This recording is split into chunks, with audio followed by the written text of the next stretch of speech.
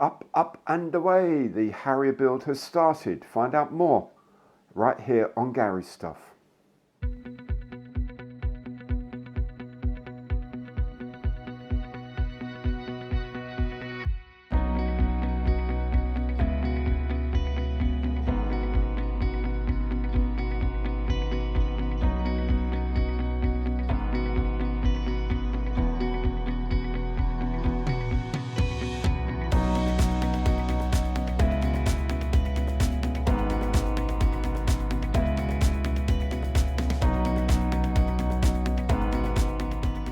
Hi there, I'm Gary, welcome to my channel and welcome back if you've been here before.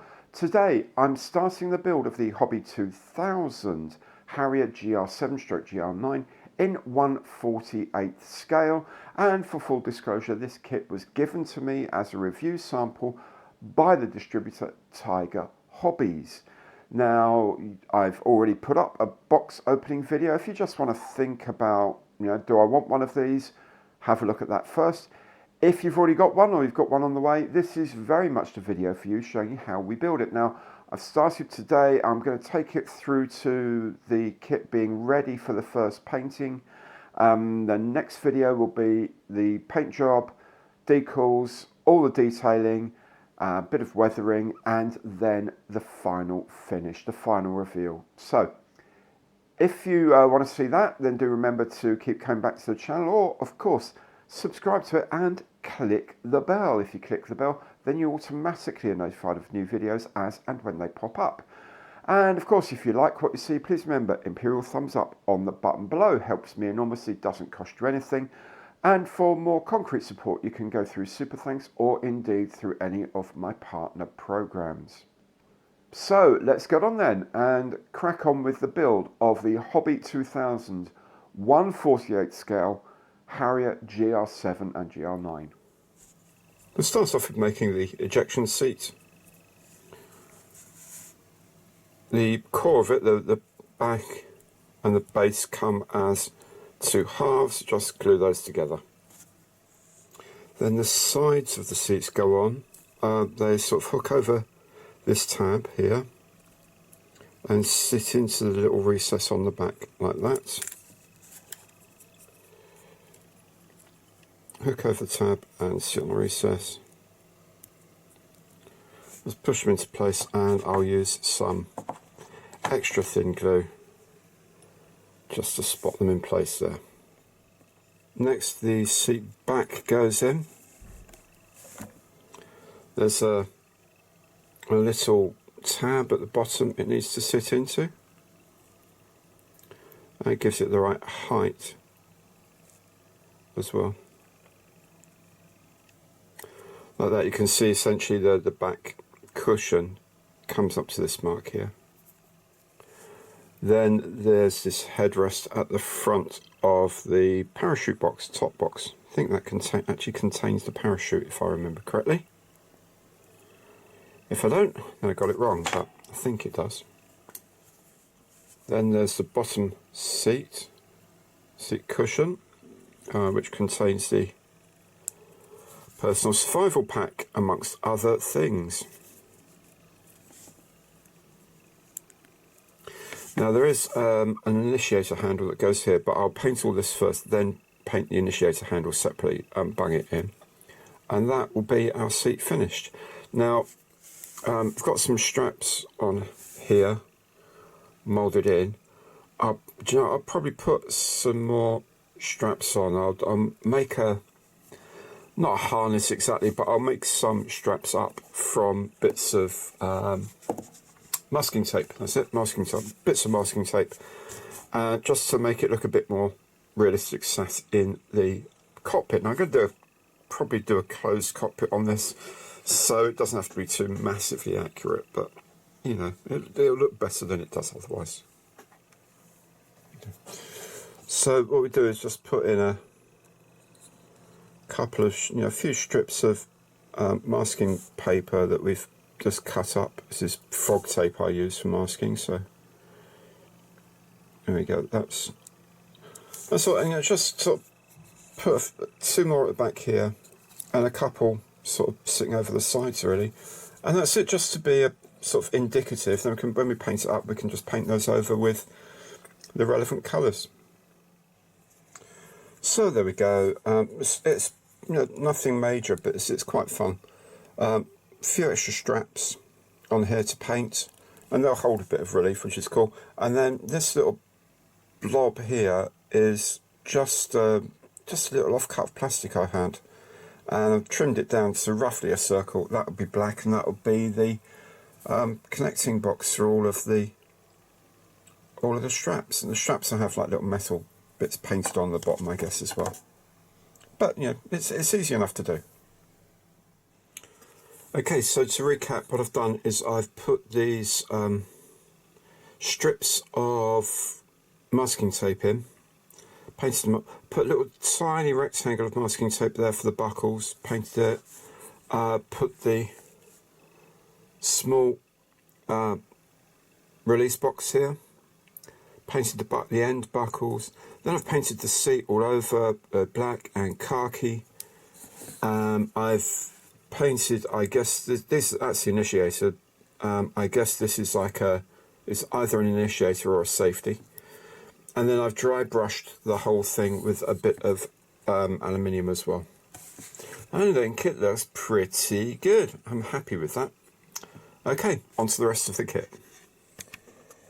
Okay, now the decals for the instrument panel, they're all on one piece here. Okay, and you can see this, but this thing's got its own decal, this sort of touchscreen or keypad or whatever, it's got its own decal. But the base one here, if you look at the sort of the relief here and the relief, there's no relief here. So, and there's like, these things are raised up, and then there's something immediately underneath it. So that's going to fold over and it's going to get under there. And do you know, I don't know whether it's going to be worth maybe just painting this black and then just dry brushing some white on it. Apart from maybe this, the ring of stuff around here, I don't know. I'll try, if I cut down here, then this section can go on this section. If I cut those two out, they can, or maybe even those three out, they can go there. Cut these out for the top, this out for the side. Maybe just cut a hole in this here and put them on, and then I'm going to paint those sort of a dark green anyway. Yeah, maybe I'll see if that works. So I really did try to put the decals on, and I'm rubbish at them. So what I've done, I've painted the whole thing sort of blackish, dry brushed it with white. I've actually put some like medium olive green on these screens, and do you know what, I'm really happy with that. So that is what's going on my kit. I will say the detail in some of these instruments, remember this is just dry brushed, so the detail was there. The moulding quality is epic on this. I mean, epic. If you dry brush carefully, you can pick out all sorts of information. Yeah, so there are little arms on the dials and stuff. You know, there's little things that actually looks like an HSI, sorry, horizontal situation indicator, artificial horizon. You know, the detail in these is absolutely astonishing. So if you dry brush carefully, I really like dry brush, but keep going over it with a very light one. It builds up the white really strongly eventually. And that is pretty bleeding good, I think. Well, I'm going to take it. So, onwards and upwards. Okay, so now we assemble the cockpit. We can put the stick in.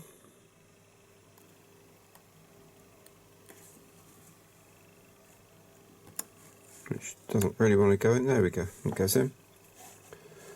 The instrument panel can go in. And of course our ejection seat can go in as well.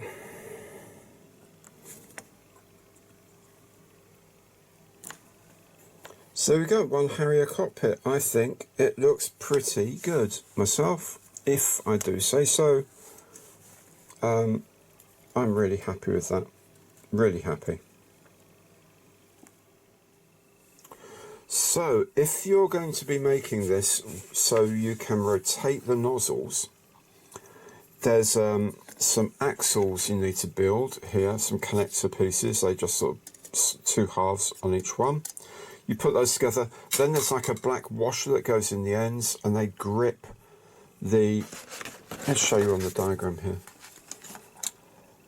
You see, so you've got this axle, these washers go in, and then they grip these sort of pegs on the end of the nozzles, and then you can sort of rotate the nozzles on one side, and the corresponding nozzle on the other is going to move. The two aren't linked, however, so they don't all turn at the same time. Possibly missed a trick there, I don't know. Could have been really, really difficult to engineer that. Anyway, not the point really. I'm not going to use any of these because I don't want the nozzles to move. I'm going to have them fixed. But there you go, they can be done if you want them. The fuselage itself comes in three pieces. There's each half of the fuselage sits together. Little pins to help align it, and then there's this plate that sits on the inside like this. I'll make that done. I'll do it properly now, but you can see the kind of the effect. By the way, if you want the center line pylon, weapons pylon, you're going to need to drill out these holes again. I'm not going to be doing that, so I'm not going to be bothered drilling them. I'll put this together and see how we go. And then we put the front fan assembly in to close up this, and you can see it's got an up arrow to tell you which way around it is, which is handy, and that kind of sits in here. This also sets the upper fuselage at the right spacing for everything else. There we go, like that. While the rest of the fuselage is drying up and setting up, I can start making the rest of it, like the nose cone and the pilot's compartment, cabin, and stuff like this. Just get them all ready so they can all go together in a little while. And then we put the cockpit on into the tub here, but what we've got is like a peg here and a peg here. They've got little holes in, and they accept the ends of the tub assembly like this. Then we join the two halves of the front cockpit together. There we go, like that. Okay, and tape it all up, and that's done. Then the nose cone sits on the front of the fuselage. So before I put the front cockpit area on, I've painted the fans in titanium silver and given them a really heavy panel wash, because these are going to be sort of kind of hidden, so I want the contrast really pumped up to be able to see the blades. Then the front part of the aircraft slots on to the main part of the fuselage, kind of like this. There you go. So you can see that there's a joint in the middle where the fan is, and there's joints at top and bottom as well. Okay. Okay, and then we put in these little intake ramps. They fit in here.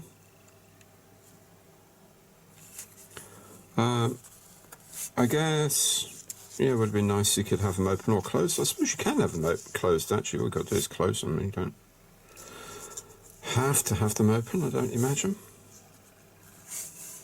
Could just glue them shut, I guess. but they do come with little mountings and little things to set them at the right angle for being open. So the planes on the ground are going to have them open. The ones on the top, or whatever, I don't know if it's top or the bottom to be honest with you, but these ones are slightly different to the other three. So these all got the same part numbers, this has got a slightly different part number. A little bit more glue.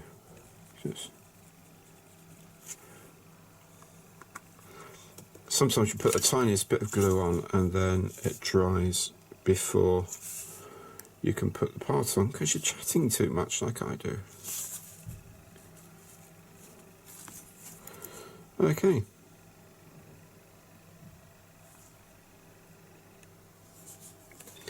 There we go, just do the same thing for the other side. Then the inlet shrouds can go onto the front of the fuselage, like this. Now the aircraft I'm building, the one for which I have the decals, uses the 65% leading edge root extension, or lurks to its friends. So I just need to assemble that, like so. And that sort of sits here at the front end of the fuselage up here. Now there's a filler piece here that sits at the back of the fuselage. Unfortunately, although it fits here, it's not such a great fit here, and it's really not a good fit side to side, so I'll have to sand that down. Now I don't understand that, because this is a great fit. All these bits are all there, it's just this one piece really doesn't want to go in where it belongs, so I'll just sand it down. Okay, so just a little bit of sanding and it fits in fine. Next thing to do is to put the wing halves together.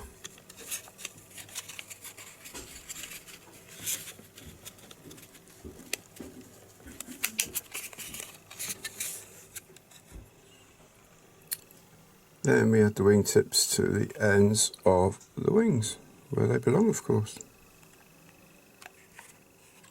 And when everything's set, you can put the wings on the fuselage. This needs a bit of juggling around at the back, mainly because of these tabs here on the sides. They kind of hook over like this. Like this, and then you have to get the front of the wings lined up as well. You can take a bit of time to do this, and when everything's set you can put some extra thin around all the joints. Okay, so what I do is with the fin here I've just put contactor regular glue on there's three like pin joints, alignment pins, whatever you like to call them. I'll just put some clamps on, and then I will run just a bead of extra thin around the actual joins and see if we can bring those a bit closer together.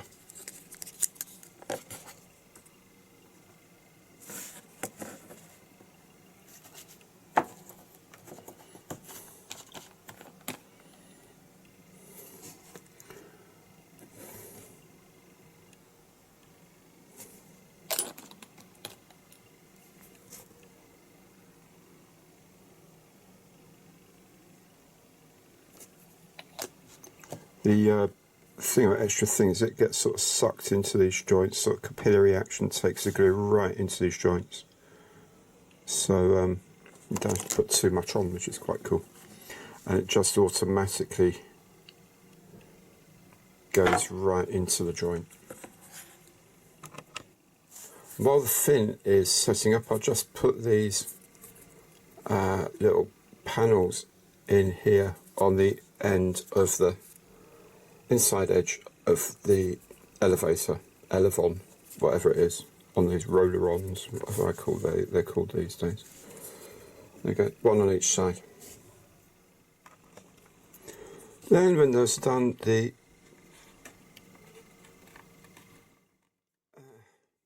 tail sections can go in. Horizontal stabilizers, tail planes, elevators, elevons, whatever they are, roller-ons, whatever they call them on these planes. The fin can also go into place, slots in very securely, which is nice, a nice fit. Then there's this small fillet that goes in front of the fin. It comes in two halves, so that's going to have to be all sanded down a bit and get the alignment just right, like that.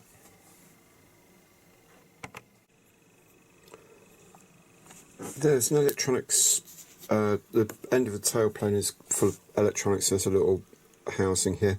Just watch out for this little bit here, needs to be cleaned out because there was just a bit of flash in that, so make sure this is clean before you put the two halves of the tail cone together, because that little fin aerial needs to fit into that slot there. And on the underside of the aircraft there is a, I don't know what this is, a countermeasures dispenser, chaff dispenser type thing. Sits under there.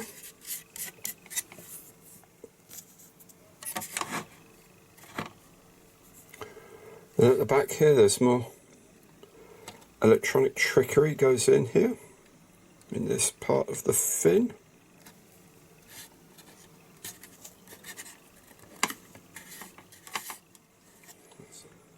Then there's a cover for the base of the tail here, I guess with the reaction control puffer outlet there.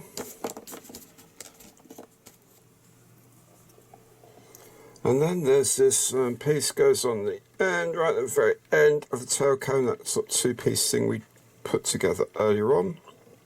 Just make sure that all lines up nicely. That's the tail finished.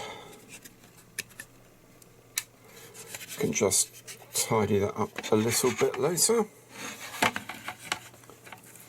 And essentially we've got pretty much an aircraft ready to be painted, apart from the very front. Now I'm going to paint this with the canopy on, I suspect. So what I'll do is I'll do the rest of this part here, put the canopy on, then we should be pretty close to being ready to paint.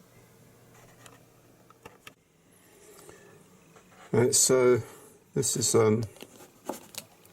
kind of a tricky one here. We put just a little bit of extra thin in there because we're putting a transparency in, so we don't want it to go too far all over the place. Now this little transparency has to sit into the gap here,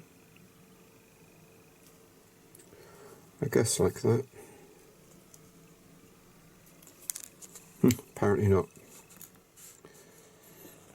There's a piece that needs to go in underneath it. I guess this is like the heads-up display projector or something. Goodness knows how it's supposed to go in. It's really not clear. Let's put it in the middle there somewhere. Right, I've figured it out. I was going about it entirely the wrong way. So, what first we do is we glue this small, like, projector type thing onto the top of the instrument set like this. Okay.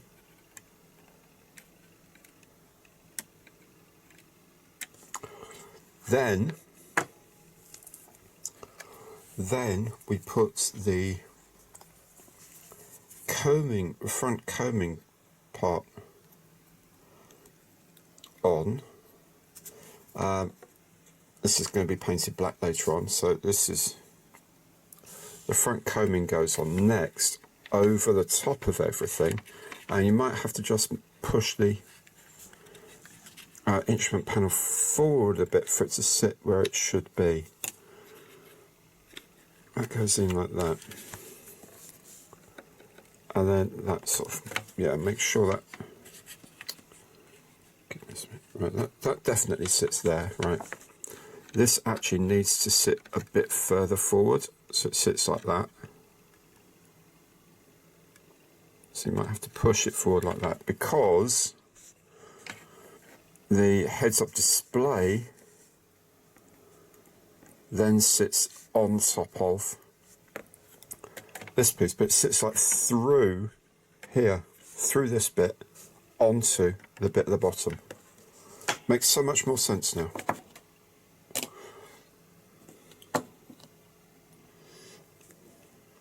So just a little bit of glue either side.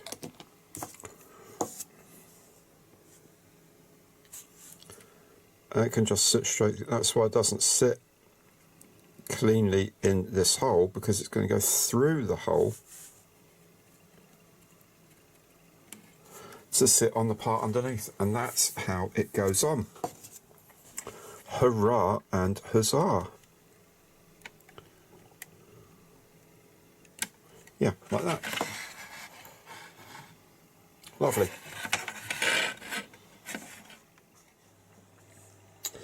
Okay, so I'm putting on the hood now. Now, I haven't tried to get rid of the line down here. I'm too much of a coward and I haven't got time to learn how to do it, and I'll probably mess it up anyway.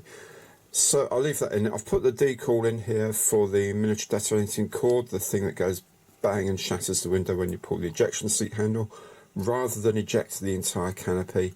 A lot of British aircraft used MDCs and shatter the whole canopy as soon as you pull the initiator can. By the time the seat started moving, all this is sort of broken and the seat can just punch through it with no worries whatsoever. Anyway, that's the theory of the ejection seat. Now, it goes on this frame, the actual canopy part goes on this frame, but as you can see there's a bit of a disparity between the fit of this and the fit of this. So what I'm going to do is put one side on with a bit of super glue, let it set, then move the other side out, tack again with another piece of super glue. That should then all sit nicely around here, and I can just finish it off with a bit of extra thin. That's the plan. Well, you can start putting the canopy masks on now. These are supplied with the kit, which is very lovely. There's plenty of detail down along the framing with rivets and stuff like that, so that's very nice to see.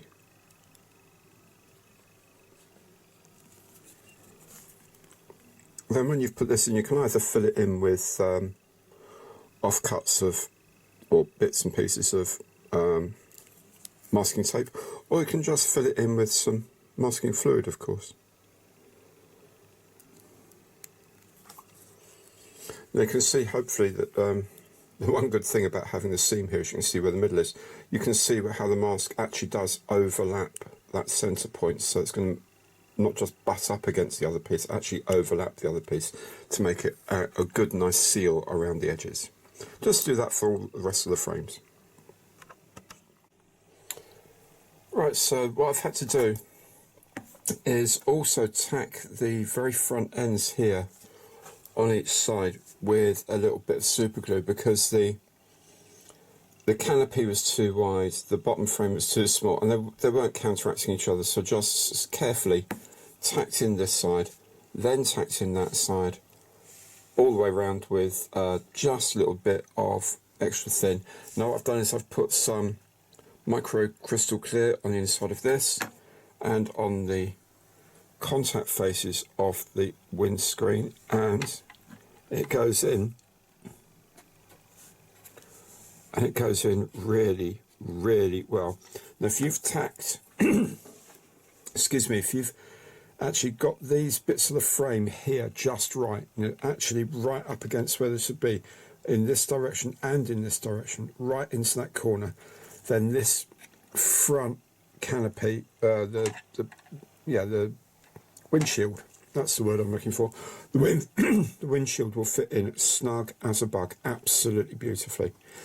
So my advice is main canopy first, get the canopy attached to the frame, dabs of super glue each side, let it set, then get the canopy sitting, the frame of the canopy sitting right into these edges here, into these corners, sat flat at the back, both sides, and then the windshield will just pop in and sit exactly where you want it. So there we go, I've painted on the masking fluid and everything else is pretty much done. I just need to block up a few holes and vents here and there, and I am ready for paint. So I'll call it a night, let the masking fluid set up and start on the paint job tomorrow. So a few little humps and bumps on the way, a few tiny little fit issues, really not very much to worry about though. Pretty much got over everything that needed, just a little bit of sanding here and there and a tiny bit of filling. Generally speaking, for a 2004 kit, I think it's going together very nicely. So remember, come back again for the painting and the detailing and the final job soon.